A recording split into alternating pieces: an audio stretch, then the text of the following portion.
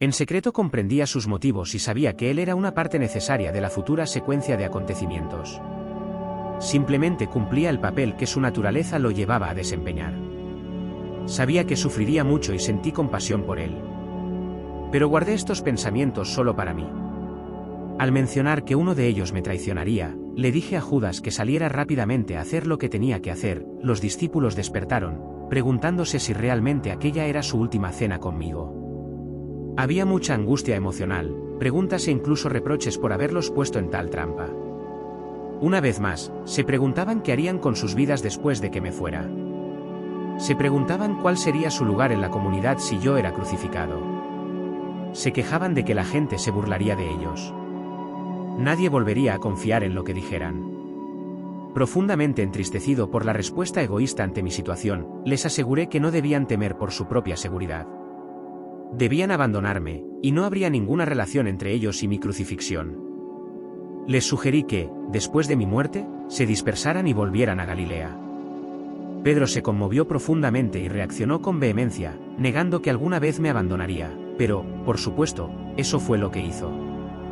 A pesar de todo el amor que sentía por mis compañeros y de todo lo que deseaba para ellos, en ese momento de mi propia necesidad, aún encontraba una total falta de comprensión, incluso resistencia. Su única preocupación era lo que podría sucederles a ellos.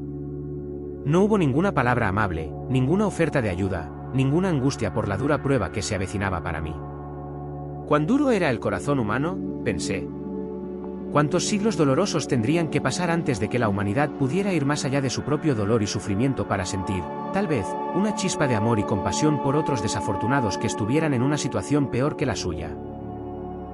Sin embargo, aunque profundamente decepcionado e incluso herido por sus reacciones egoístas, los comprendí y traté de infundirles valor para enfrentar el futuro, asegurándoles que siempre estaría con ellos, incluso cuando no pudieran verme. La obra que había comenzado continuaría desde el más allá.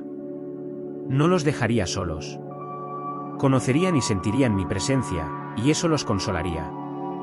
Les dije que se aferraran al recuerdo del tiempo en que había estado con ellos. Les advertí que habría muchos que seguirían el camino con el conocimiento que les había dado, pero que extraños buscarían añadir la voz de la tradición y la razón a mis enseñanzas. Mis palabras serían tan distorsionadas que, finalmente, ya no revelarían la verdad original que había traído al mundo. Cuando dije que esto sucedería, se afligieron, incluso entraron en pánico. Me sentí aliviado al ver que mis enseñanzas no habían sido en vano a pesar de todo, que no habían caído en oídos completamente sordos. Me pidieron que les contara más, pero levanté las manos y dije que eso era todo lo que podía decir. En ese punto, sentí que había dicho todo lo que había querido decir mientras estaba en la tierra y que mi discurso a los hombres había sido cumplido. Todo lo que más profundamente deseaba era retirarme al silencio y encontrar paz y consuelo en mi contacto con el Padre. Salimos del salón y caminamos hasta el Monte de los Olivos, pero el estado de mis discípulos era de conflicto interno, temor y duda. La mayoría se fue para reunirse con sus familias y amigos que estarían celebrando su propia Pascua. En el jardín había una roca especial cuya forma recordaba a una pequeña cueva. Me gustaba refugiarme del viento dentro de ella. Así que allí me senté y oré, buscando un camino hacia la gran armonía que ya había disfrutado en el pasado. Sabía que cuando me moviera para sintonizarme con el Padre Amor, mis temores se disolverían y estaría en un estado de paz y total y absoluta confianza. A medida que sentí el poder del amor entrar en mí y apoderarse de mi conciencia humana, también la fuerza para soportar lo que vendría sobre mí se adueñó de mi corazón. Sería capaz de permanecer dentro del amor y dar amor a los demás hasta el final. Y así fue. Ni siquiera intentaré volver a entrar en el estado de juicio y crucifixión. Eso no tiene importancia. Cuando finalmente morí en la cruz y mi espíritu se retiró de mi cuerpo torturado, fui elevado dentro de una luz radiante e indescriptible. Fui envuelto en el calor y el consuelo del amor, como nunca antes lo había experimentado.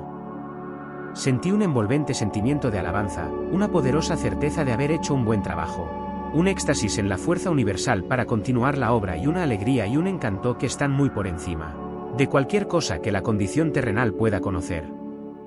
Entré en una nueva y maravillosamente hermosa forma de vida, pero permanecí descendente en conciencia para mantenerme en contacto con las personas que había dejado atrás. Pude mostrarme a aquellos que eran lo suficientemente sensibles para verme. Sin embargo, la historia de que Tomás supuestamente puso sus dedos en mis heridas es un disparate. Mis discípulos no sabían que yo había acordado en secreto con José de Arimatea que, después de mi muerte, llevara mi cuerpo a su propia tumba aún sin uso, donde sería ungido según la costumbre antes de la puesta del sol.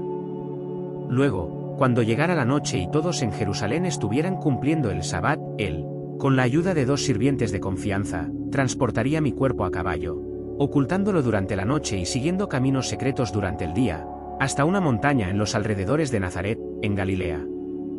Allí, siguiendo mis instrucciones y con la ayuda de mi familia, encontraría una pequeña gruta oculta que me había servido de refugio contra tormentas y personas cuando era un joven infeliz y rebelde, en disputa con el mundo entero. José me prometió que encontraría la gruta siguiendo un mapa que le había dado y que me dejaría allí después de realizar otro embalsamamiento. Luego, reconstruiría la pequeña entrada para ocultarla completamente de posibles intrusos. Allí, mi cuerpo descansó libre de perturbaciones. Podía regresar con mis discípulos y ser visto por ellos. Y así lo hice. Los amaba más que nunca y les debía tanto consuelo y apoyo como era capaz de dar después de mi muerte. Además, era necesario dirigir mi propio poder dentro de sus mentes con el fin de darles el impulso y el valor para continuar la obra que había comenzado. Sin embargo, quiero que sepas que la conciencia individualizada que ha ascendido en frecuencias vibratorias hasta los portales de la dimensión creativa universal se transforma en luz individualizada. Una conciencia individualizada que no necesita ningún cuerpo para expresar y disfrutar todo lo que la conciencia gloriosa puede concebir en los reinos espirituales más elevados. Es un estado supremo de ser y de encantamiento, sin ninguna de las necesidades, deseos o impulsos experimentados por aquellos que no han ido más alto y más allá del ego. Mientras vives en la Tierra, tu mente permanece anclada en ciertos patrones de frecuencias vibratorias, atrapada en un cuerpo que tiene sus propias necesidades. Si tu conciencia realmente se elevara más allá de estos patrones, tu ser terrenal desaparecería. Cuando yo estaba atrapado en un cuerpo, también estaba, en gran medida, confinado a estos patrones de frecuencias vibratorias y de conciencia.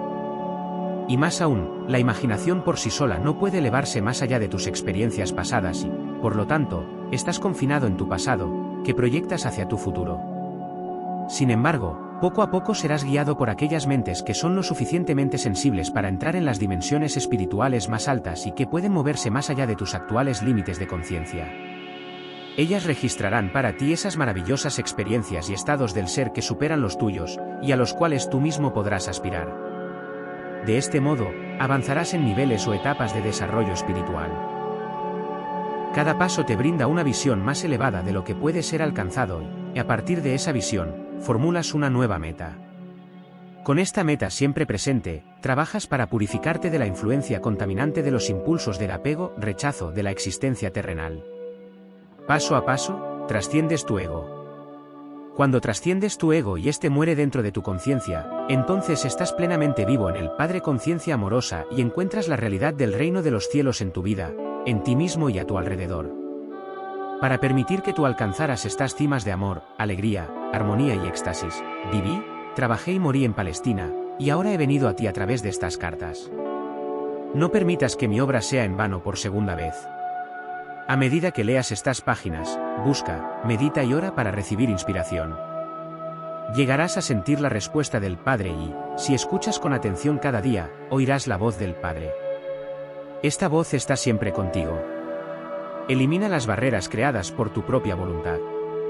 Ábrete a recibir la fuerza, el poder, la inspiración y el amor directamente del Padre Conciencia Amorosa. Lee y relee estas cartas para que finalmente puedan ser absorbidas en tu conciencia. Mientras lo hagas, estarás viajando hacia la luz y irradiarás luz a los demás. Esa luz no es luz como la electricidad, sino de la misma naturaleza de la conciencia universal que te describí en mi carta 1. Por lo tanto, mientras irradies la luz, irradiarás amor incondicional. Fomentarás el crecimiento y el desarrollo espiritual de cualquier otro ser vivo. Desearás alimentar y nutrir, trabajarás para brindar protección, sanación y educación. Desearás ayudar en el establecimiento de una ley y un orden amoroso en el que todos puedan vivir en armonía, con éxito y prosperidad. Estarás en el reino de los cielos. Al mismo tiempo, no te engañes. A medida que se den los pasos para presentar estas cartas al mundo exterior, Habrá exactamente las mismas recriminaciones, la misma condena, los mismos comentarios sobre Satanás y el diablo, como ocurrió cuando enseñé en Palestina. Ánimo, reza para tener valor.